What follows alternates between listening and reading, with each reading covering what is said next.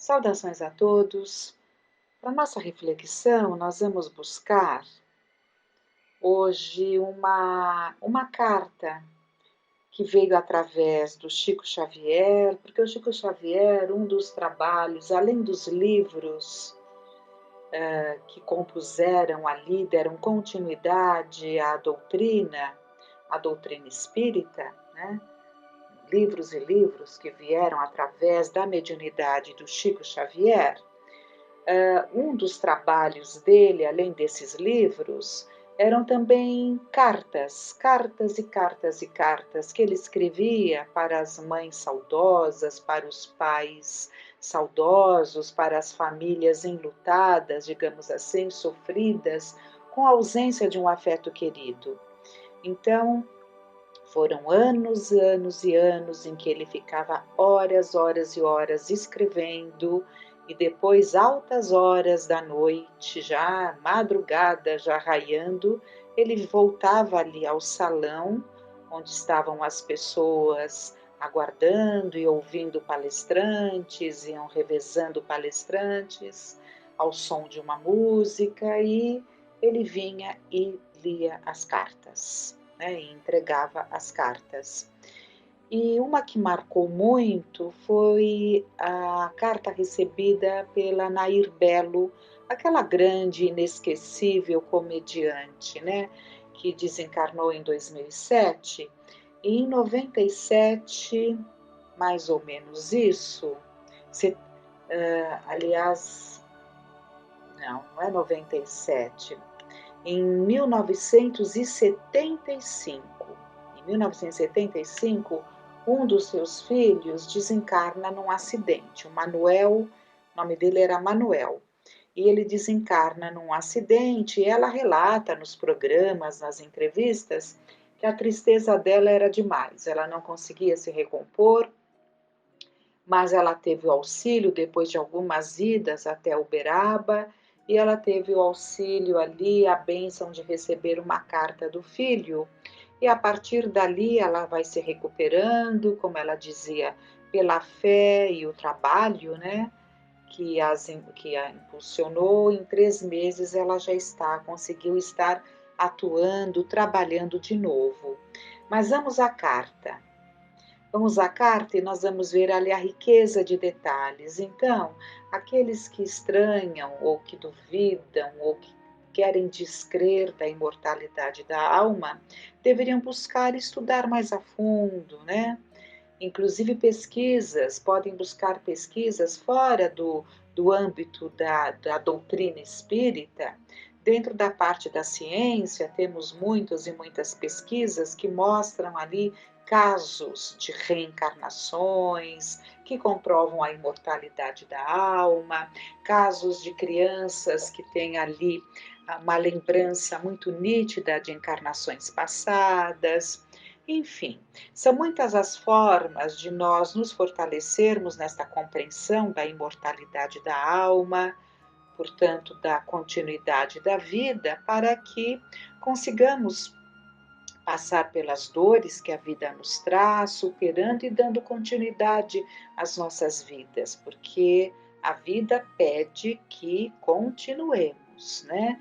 Então, mesmo com essas dores acerbas, né, da perda de um filho, aqui no caso, é preciso que se continue. Então, esse filho vem naquela noite, numa determinada noite, e diz: através do Chico, né? É psicografado e depois o Chico lê, entrega. Algumas ele lia, outras ele entregava, enfim. Querida mamãe, meu pai, este é o momento do mané criança e preciso pedir a bênção. Não sei muito bem como escrever aqui. A sala iluminada, muita gente e o menino aqui, lembrando as provas do colégio. Se a memória não estiver funcionando corretamente, já sei que não consigo o que desejo. Acontece, porém, que tenho bons amigos auxiliando-me a grafar esta carta. Então ele relata que ele estava sendo auxiliado. Ali ele se sentia um menino, um filho, na verdade, uma criança, né, um filho. Na verdade, ele já era um jovem, né? Mas ele estava se sentindo ali um menino. E ele afirma que havia aqueles espíritos que o auxiliavam na escrita, né? Então, às vezes, muitos que recebem uma carta estranham a linguagem, mas muitas vezes é uma linguagem trabalhada por aqueles que estão sustentando aquele momento de comunicação. Então ele disse: acontece, porém, que tenho bons amigos auxiliando-me a grafar esta carta. Creiam vocês, a rapidez da escrita, o tipo da letra, em grande parte, pertencem a eles. À vovó Maria e ao nosso amigo Dr. Trajano. Mas o que escrevo, o que passo nas linhas caprichosas do lápis, não é cola nem sopro de outras inteligências. Então, ele disse que a grafia vinha ali da avó, né? E de um amigo ali, que ele cita o nome, né? Isso dá uma veracidade à carta, mas o que vinha era do coração dele, não era cola, era do coração. Mãezinha, é hora de chorar com vocês e afirmar que os sentimentos são meus mesmo, são de seu Manuel caladão, enfeitado de tantas ideias próprias e de tantas teimosias que fui até onde a rebeldia e a falta de comunicação me levaram. Já sabemos de tudo. Papai foi mais forte naquele dezembro que estourava com a nossa certeza de uns dias de recreio e bons papos com os nossos de Limeira, quando você, mamãe, fazia tantos planos diante de nós para ver se descansava de suas lutas no trabalho. Eis que o mané não achou a pedra no caminho, mas encontrou um tronco forte que me pôs a cabeça incapaz de pensar. Mãezinha e meu pai. Fiz tudo para levantar o corpo.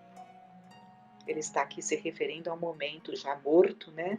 Mas a gente sabe que o espírito quer animar o corpo, quer voltar, né? Fiz tudo para levantar o corpo, mas creio que o choque me alterou a circulação. Não estamos na hora de saber se rebentei alguma artéria importante ou se abri torneiras de sangue na cabeça intracrânio. Vamos criar uma palavra que me ajude a recordar. Mas o que é certo é que sou trazido até aqui para consolar-nos uns aos outros. Erguer-me não pude, falar muito menos. Tive apenas a sensação de que caía num sono contra a minha própria vontade. E creiam vocês dois que pensei em ambos do mesmo modo que pensei em Deus naqueles momentos em que me apagava devagar. Tanto desejo de sair, buscar algum telefone e contar que fora vítima de um acidente. Mamãe, isso tudo eu pensei, com, com tantas saudades de você. Naquela hora, precisava de sua alegria e de sua palavra para suportar o tranco. Mas sem saber rezar, em silêncio, pedi a Deus nos abençoasse e não deixasse você e meu pai acreditarem em suicídio. Às vezes, o mané casmurro que eu era falava em mundo difícil de aguentar e fazia alguma referência que pudesse dar a ideia de que algum dia ainda forçaria o portão de saída da terra, né? Aqui ele fala mané casmurro, né? Se referindo com certeza ali ao livro ao livro muito lido por décadas, décadas e décadas, né? Dom Casmurro, de Machado de Assis, né? A personalidade ali de Casmurro, né? Enfim, mas o que ele queria dizer é que aquele mau humor dele, né? fazia com que ele falasse coisas que podiam dar a ideia de que ele partiria pelo suicídio, né? Mas estejam convencidos de que o carro deslizou sem que eu pudesse controlá-lo. A visão não estava claramente aberta para mim, porque senti em torno uma névoa grossa e a manobra infeliz veio fatal e com tamanha violência que a ideia de suicídio não devia vir à baila. Isso tudo eu compreendi muito depois, porque naquele instante estava pensando em Natal, né? Foi em dezembro, e em nossa viagem a Limeira. Não sei se recordam que eu demonstrava uma certa indecisão entre acompanhar a família ou ficar em nossa casa, mas isso tudo era só de mentirinha, porque no fundo eu queria seguir com todos. Mas eu que às vezes falava na morte, não sabia que ela me espreitava assim tão perto. Caí sem querer num sono violento, no qual me pareceu estar num poço muito profundo, à espera de que me libertassem, conquanto não me fosse possível gritar por socorro. Por fim, sonhei, como um pesadelo, que me carregavam para o hospital e escutei, mamãe, o seu choro abafado. As vozes baixas no sonho eram ainda mais baixas. Senti o cheiro de remédios e escutei o ruído de instrumentos como se penetrando em meu cérebro. O sonho era demorado, um sonho em forma de pesadelo, daqueles que a gente quer acordar sem poder. Mas depois vem um sono silencioso, como se tudo houvesse acabado, o mundo e eu. Despertei, não sei quando até hoje, e me senti à vontade, pedindo pela presença de meu pai para conversar. Queria preparar com ele um modo de atenuar os sustos em casa, e sempre com a ideia fixa na viagem do Natal. Foi quando minha avó Maria e outra a quem ela me deu o nome de Dona Maria Angélica de Vasconcelos me animaram para o conhecimento da verdade. A realidade é que eu estava completamente boiando no caos. Não conhecia ninguém.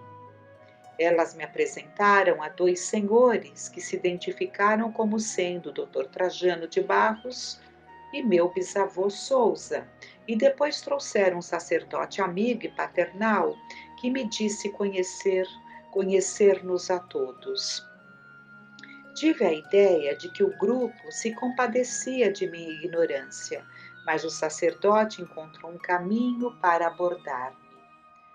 Pois você, Manuel, nunca ouviu falar em casa do seu bisavô a história de Frei João, aquele que pretendia curar febres com suco de limas?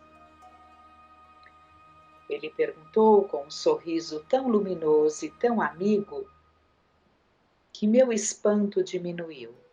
Se eu estava vendo Frei João de Limeira, eu estava entre os mortos, ou entre os vivos de outra espécie, e perguntando à minha avó Maria sobre isso, com o olhar ela me respondeu: é verdade, meu filho, a casa de Irineu e de Nair agora é a nossa aqui para você. A morte não existe. Você apenas voltou aos seus. Tínhamos muitas saudades de você também. Aquilo me cortou o coração. E mamãe, ela me informou que você e meu pai, com os irmãos, estavam com a bênção de Deus e que eu não devia rebelar-me contra o acontecido. Mamãe, não adiantaria qualquer resposta agressiva de minha parte. Então chorei, como se nunca mais fosse a situação em que a morte nos colocava diante daqueles que mais amamos. As emoções me agravaram a condição de doente e debati-me numa febre que perdurou muito tempo, febre em que havia alucinada de dor, com meu pai procurando reconfortá-la. Quem disse que a morte tudo, liquida tudo, estava muito enganado. Nas alucinações ouvi os teus pensamentos. O que teria feito, filho? O que terá você feito, filho? Então, era uma indagação da Nair, com medo que ele tivesse se suicidado, por algumas colocações, como ela disse em entrevistas, né, que ele fazia. O que terá você feito, filho?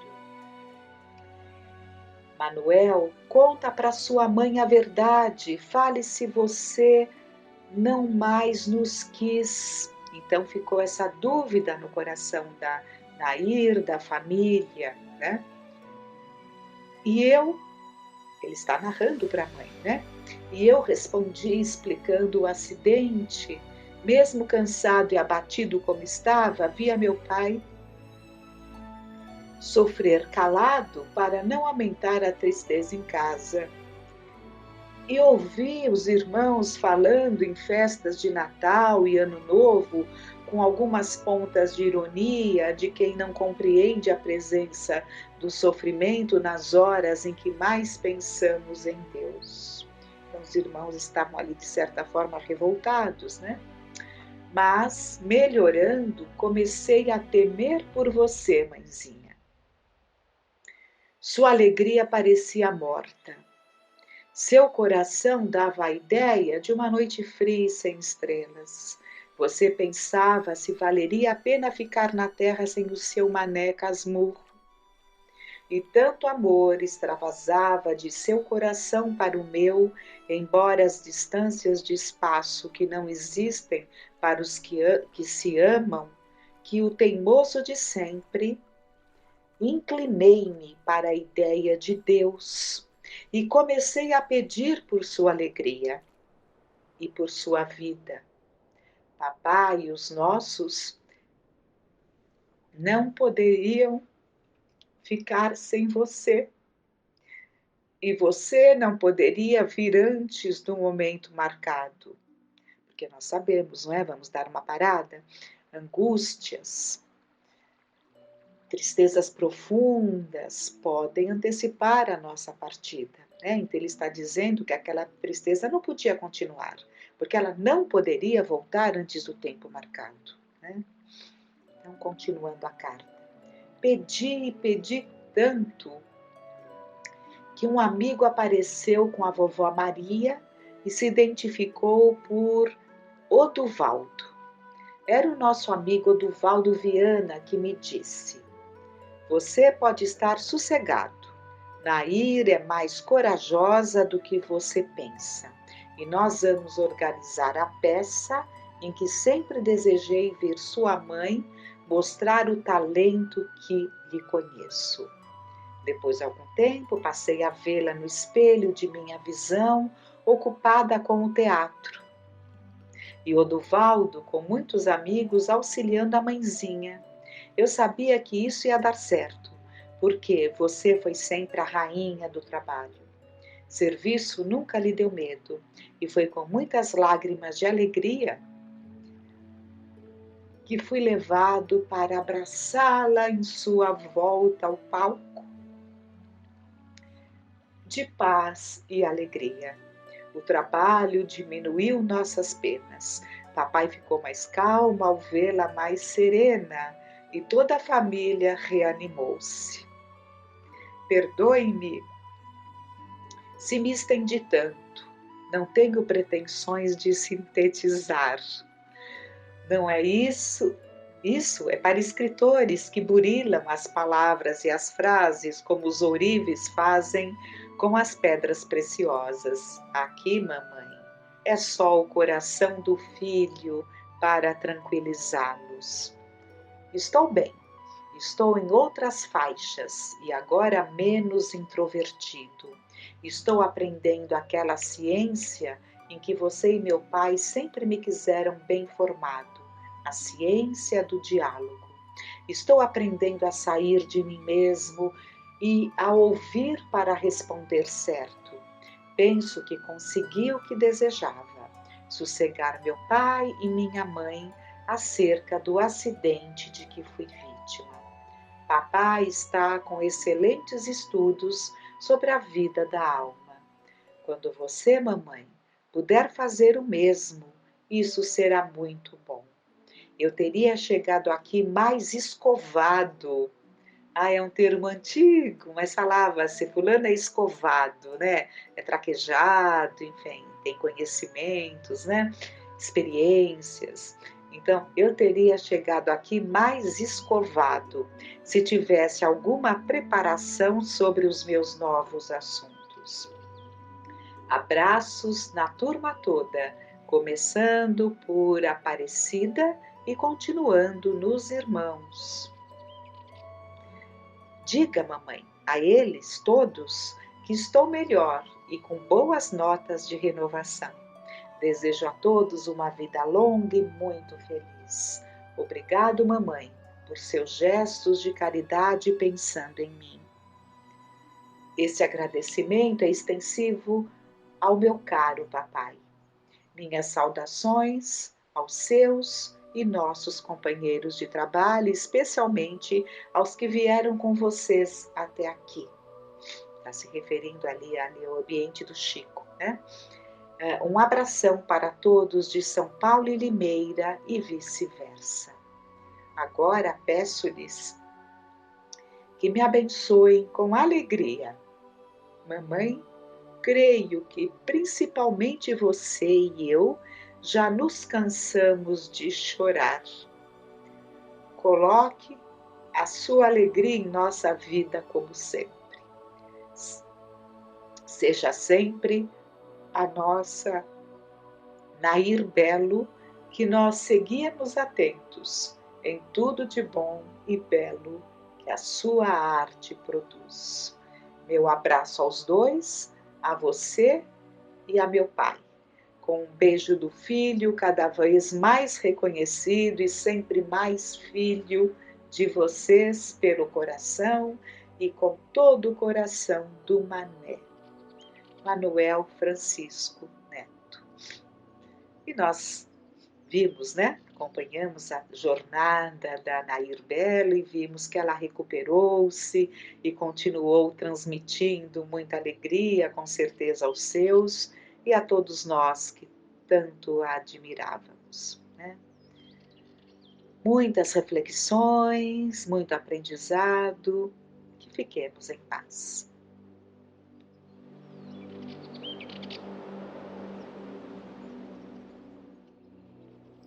Olá a todos, nós hoje trouxemos do livro que chama Emmanuel, que aliás são mensagens do próprio Emmanuel, através da psicografia de Chico Xavier.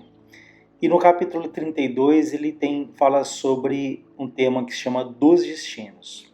Ele nos diz: muitas vezes vos preocupais nas lutas planetárias com as provações necessárias, mas que julgais excessivas para as vossas forças. Crede, acreditai. O fato que faz vergar os vossos ombros não é demasiado para as vossas possibilidades. Deus tudo prevê, e sobretudo a escolha de semelhantes provações é uma questão de preferência individual. É frequente a vossa incompreensão a respeito desse ensinamento espiritualista.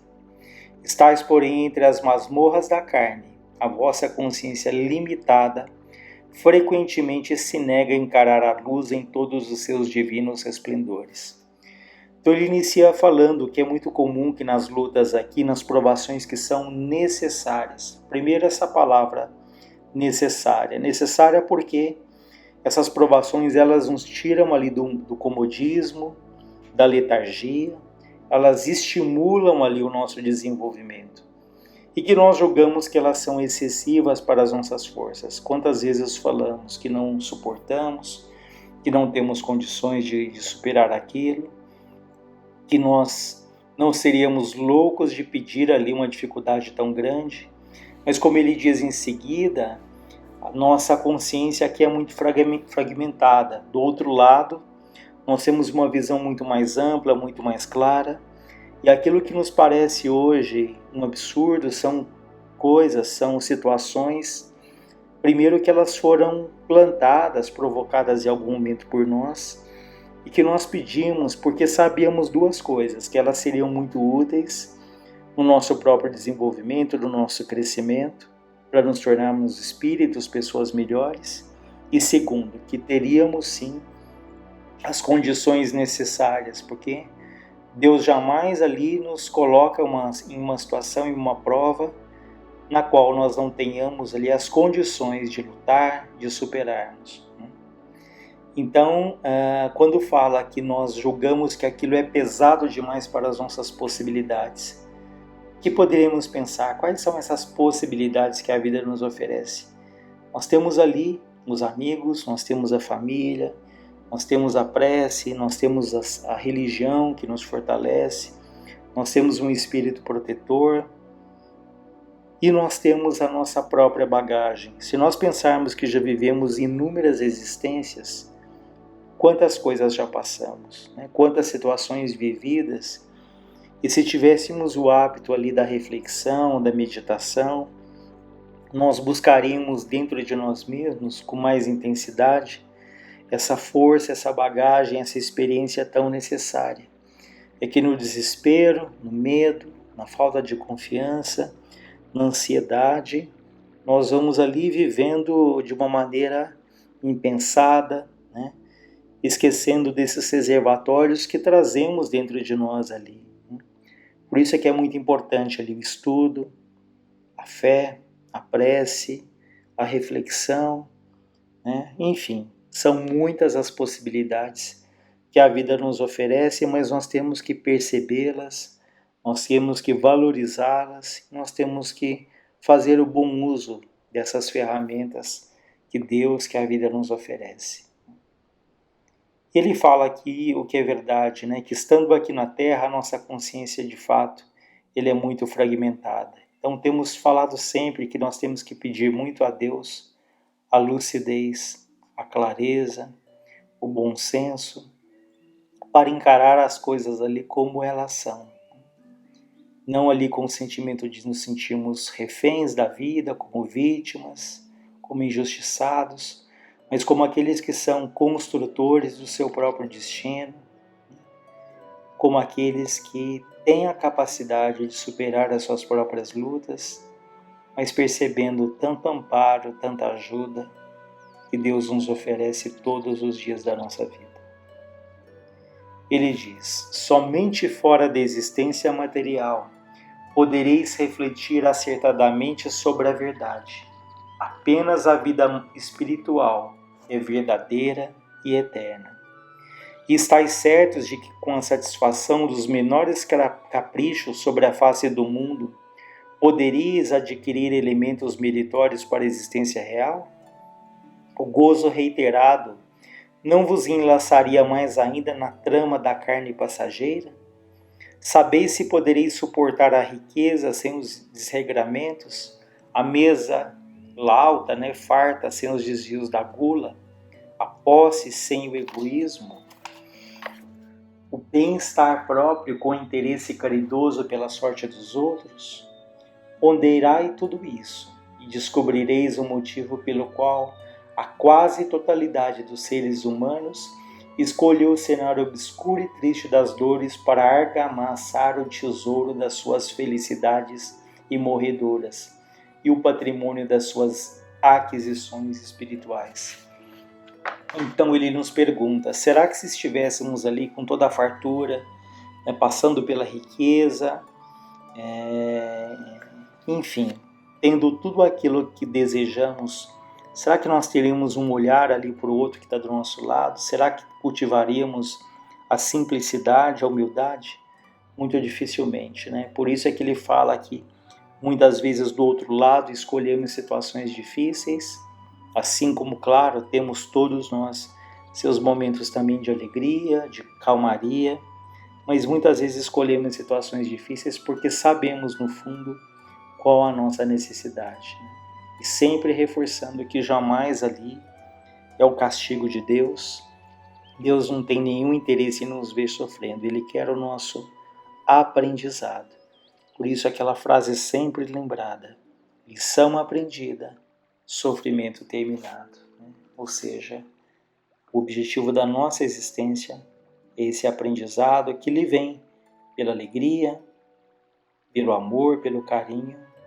Mas quantas vezes temos esse carinho, temos alegria, temos momentos felizes e, no entanto, permanecemos ali inertes, endurecidos, e a dor chega ali silenciosa para nos tirar ali daquele estado de letargia, de comodidade que pode nos paralisar durante muitos anos ou até muitas vidas. Então a dor, quando bem compreendida, quando bem aceita, quando bem vivida, ela traz ali grandes aprendizados. Mas é aquela dor que naturalmente a vida nos traz.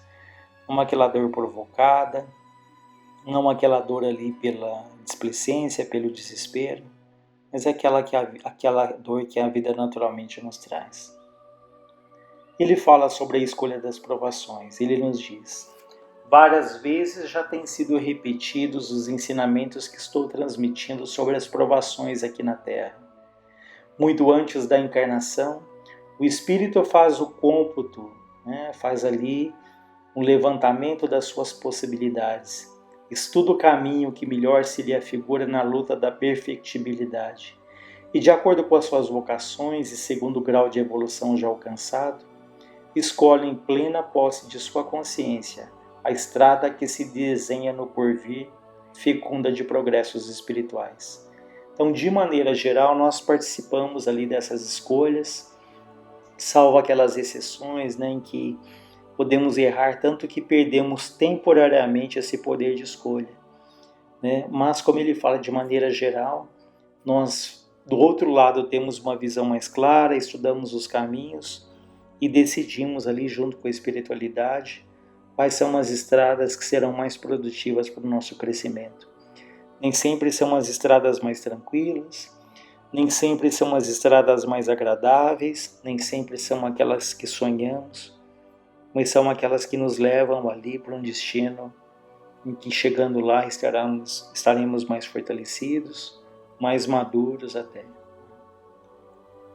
Dentro do infinito do universo e com as faculdades integrais do seu próprio eu, reconhece a alma que somente a luta lhe oferta inúmeras possibilidades de evolução em todos os setores da atividade humana, e daí a preferência pelos ambientes de dor e privação, abençoados corretivos que a providência lhe oferece para a redenção do passado ou para o desenvolvimento das suas forças latentes e imprecisas. Cada espírito voluntariamente escolhe as suas sendas futuras, conforme o seu progresso e de acordo com os seus desígnios superiores. Então vejam, nós escolhemos de acordo com o nosso progresso, que cada vez, quanto mais maduro o espírito é, mais ele participa ativamente das escolhas das suas futuras existências.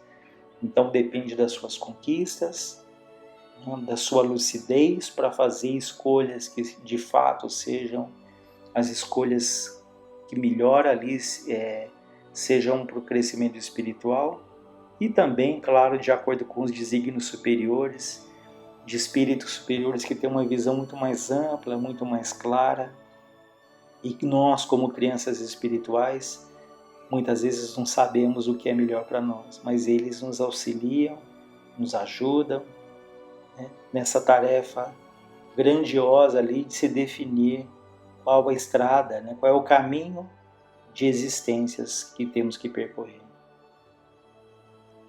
Ele diz ainda para finalizar: isoladamente cada um tem no planeta um mapa das suas lutas e dos seus serviços. Então cada um de nós nasce ali com um objetivo, com uma trajetória. Claro, a gente pode mudar ao longo do tempo, temos o nosso livre-arbítrio, mas de maneira geral esse planejamento ele é feito do outro lado.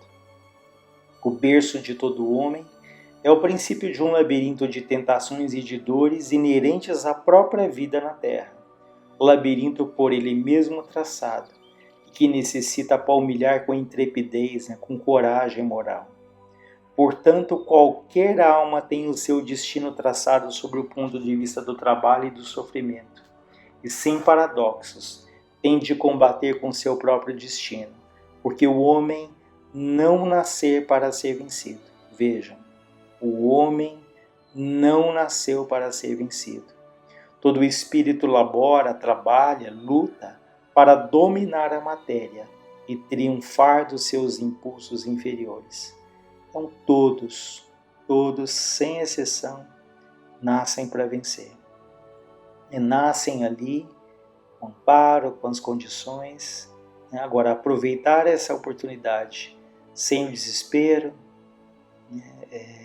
com fé, fazendo aquilo que nos cabe, esse é o nosso grande desafio.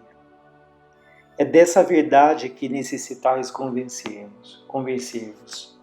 Existe aprovação, e faz-se mistério, faz-se necessário não se entregar inteiramente a ela.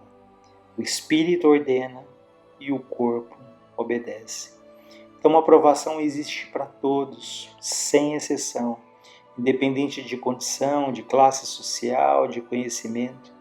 Não há um ser humano sobre a Terra que não nasça ali sem os momentos de alegria, mas também com as grandes lutas, que cada um tem ali o seu desenho, o seu mapa, o seu caminho. Então isso é inerente a todos, mas ele fala, existe a prova, mas faz-se necessário não se entregar inteiramente a ela.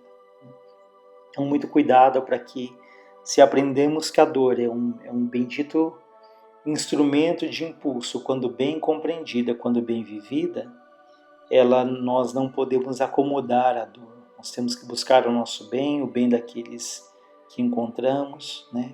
Por isso ele diz, não se entregue às provações, né? Mas veja quais são os aprendizados que ela tem para nos trazer. Porque podemos até cultivar ali de outras religiões uma falsa ideia de que quanto mais nós sofremos, mais agradável isso é a Deus. Então vamos ali nos punindo, nos culpando, e com isso acabamos sufocando, né, os germes ali do trabalho que estão dentro de nós. Então muito cuidado, às vezes com essa ideia de que quanto mais sofremos, mais nós ficamos próximos a Deus. Mais uma vez repetimos, Deus não quer o nosso sofrimento, Ele quer o nosso aprendizado. Então, nem a revolta contra a dor e também nem a acomodação. Então é a luta diária para que sejamos ali sim felizes, que procuramos o nosso bem, mas quando vem aquela dor mais profunda, que não haja ali o desespero, que haja a paciência, na certeza de que tudo passa. Emmanuel sempre fala isso, né? Tudo passa. Assim como as grandes alegrias elas passam, as grandes tristezas igualmente passam também. Então vivamos cada dia como ele se apresenta, né? Com fé em Deus, a fé na vida e a fé em nós mesmos. Que Deus em sua infinita bondade nos fortaleça hoje e sempre.